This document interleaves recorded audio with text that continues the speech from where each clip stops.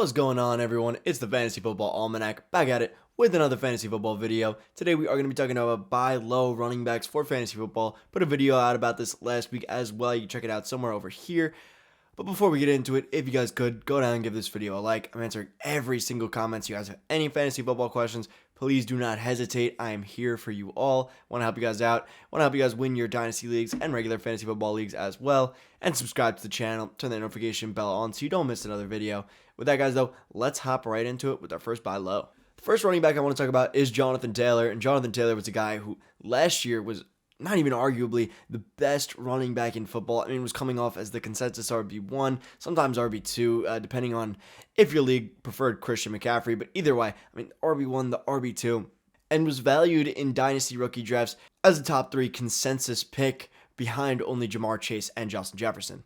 Now he's fallen off quite a ways, going from rank number 3 on Keep Trade Cut now all the way down to rank number 11, which is a pretty crazy fall off. Considering, I mean, last year you probably would have had to have traded 3 first-round picks for a guy of Jonathan Taylor's caliber. Now, after 1 year removed, with a little bit of an injury-riddled season, you're getting him at a pretty good discount, going right next to Kenneth Walker, Chris Olave, and Jaylen Warren. Well, I would prefer Kenneth Walker. I think Jonathan Taylor versus Chris Olave, to me, it doesn't even seem like a debate. I would much rather have Jonathan Taylor, and yet they're in the same tier on Keep Trade Cut. I think realistically, you can go out and trade 2 mid-first-round picks for Jonathan Taylor in Dynasty, and to get a guy who could potentially be the RB1 in fantasy football for that price point, I'm absolutely fine with. I mean, there are very few running backs I would say could finish as the RB1, and Jonathan Taylor's proved that he could do it, and that he's done it before.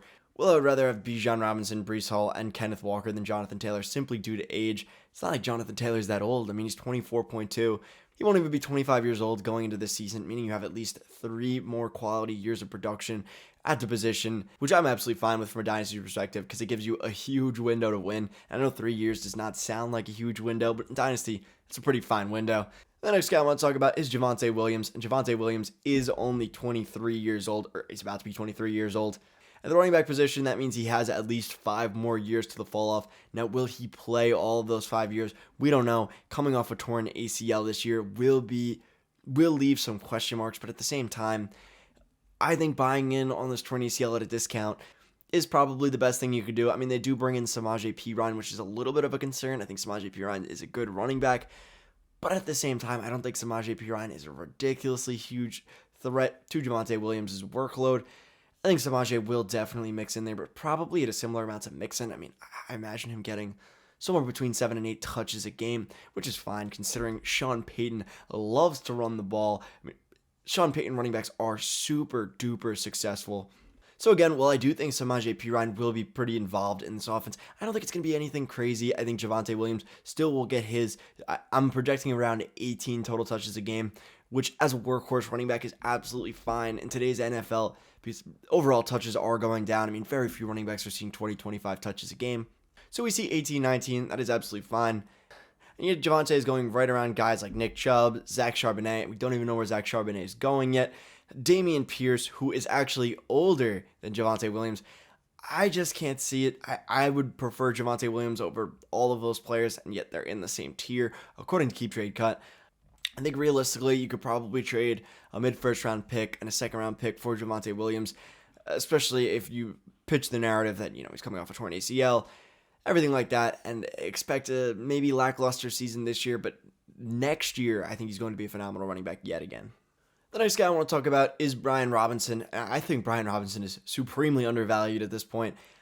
First of all, before the season started, he was shot and only missed 5 games. I mean, I don't know about you, but if I was shot, I would probably take a little bit more time off than that. But no, he works hard. He comes in this building, works every day, even while he was shot. I mean, he came in and was working out with the team. That is mind-blowing to me. But then once he comes back, and again, from being shot, mind you, he immediately takes over the starting role, averaging 17 carries a game, which is crazy. Again, for somebody who's coming off getting shot. First year in the NFL, first year drafted, taking over Antonio Gibson's job, who, I mean, totally lost his job, but that's a side note. Now he's going to have the full offseason to get his legs and the rest of his body healthy. He's going to have the full offseason to learn the playbook and actually play a full healthy season. I am super excited for Brian Robinson. This is also someone that, despite only having 9 total games started, had 800 yards rushing and 60 yards receiving, which puts him at pace of about 100 total yards from scrimmage a game. And just watching him run, you can tell he's an absolute truck. He does remind me of Javonte Williams. Although Javonte Williams is a little bit smaller bodied, Brian Robinson's more of a tank running back. They both find ways to get extra yards after contact. And that's what I really like. Well, I don't think Brian Robinson is going to be the guy. It's going to get you tons of PPR points. I think his floor is very safe, and he should have more than just 3 total touchdowns this upcoming season. The next guy I want to talk about is James Conner, and James Conner on Keep Trade Cut is absolutely disgusting. I mean, I know, obviously, not the most appealing Dynasty running back. He will be 28 years old going into this next season, but at the same time, he's going around the same range as people that don't even have jobs. I mean, Elijah Mitchell does not have a job guaranteed this upcoming season. Going behind Tank Bigsby, Zach Evans, Sean Tucker. I mean, most of these people do not have guaranteed jobs going into the season. Antonio Gibson as well, going one spot ahead of James Conner. I would much prefer to have James Conner, because James Conner is the clear-cut starter in this offense. I don't think there's any way around it. Their depth chart is desolate. I mean, their running back 2 listed on Sleeper right now is Corey Clement, and then you also have Keontae Ingram. None of these guys are threats. They are not threats to take James Conner's job. I don't think there's any way around it. And while this offense is going to be pretty anemic, we saw James Conner perform in this anemic offense towards the end of last season when Kyler Murray was out. In fact, James Conner only got better with Kyler Murray out, finishing as the running back 6 from weeks 10 to 18, which, I mean, is absolutely crazy, which is great production for a guy in a terrible offense.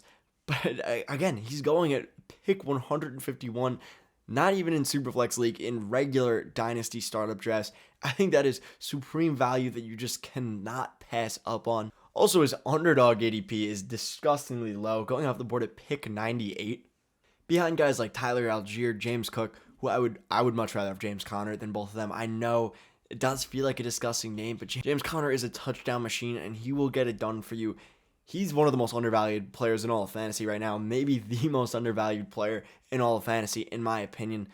And realistically, he's 28 years old. He's not going to cost you a first-round pick in Dynasty.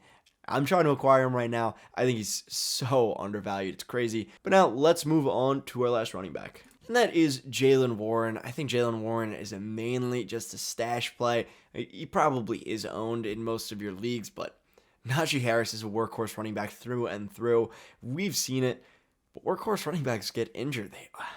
I hate to say it, they almost always do. When you're working 17 games, getting 300 touches a season, there's going to be points where you're going to get injured. And Jaylen Warren is the direct backup to Najee Harris. Although Najee Harris did not miss a week last season playing all 17 games, we did see a week where he was kind of banged up in week 5 against the Buffalo Bills, only playing 49% of snaps. And you know who had the other 51%? That's right, Jaylen Warren. And yet he's being drafted around other backups who have way less of a chance of starting, in my opinion. Guys like Damian Harris, guys like Michael Carter, guys like Devin Singletary. I mean, I would much rather have Jaylen Warren than all those guys, because if Najee Harris goes down, there is no one else. Jaylen Warren is going to be the guy. We also see O-line improvements coming in. Picking up an offensive lineman from the Eagles, and you figure they're probably going to draft one as well. They pretty much need to. That or a cornerback. We shall see. But either way, Jaylen Warren is pretty much worth nothing. He's going for nothing. And yet, if Najee Harris goes down, he's going to be the starter easily. And we know in fantasy football, stuff like that happens all the time. But that's going to be it from me, guys. Hope you did enjoy. If you did, go ahead and give this video a like. Again, I'm answering every single comment, so any questions you guys have, please let me know down below. And subscribe to the channel, turn the notification bell on. But as always, have a good day, a good night, and a good life.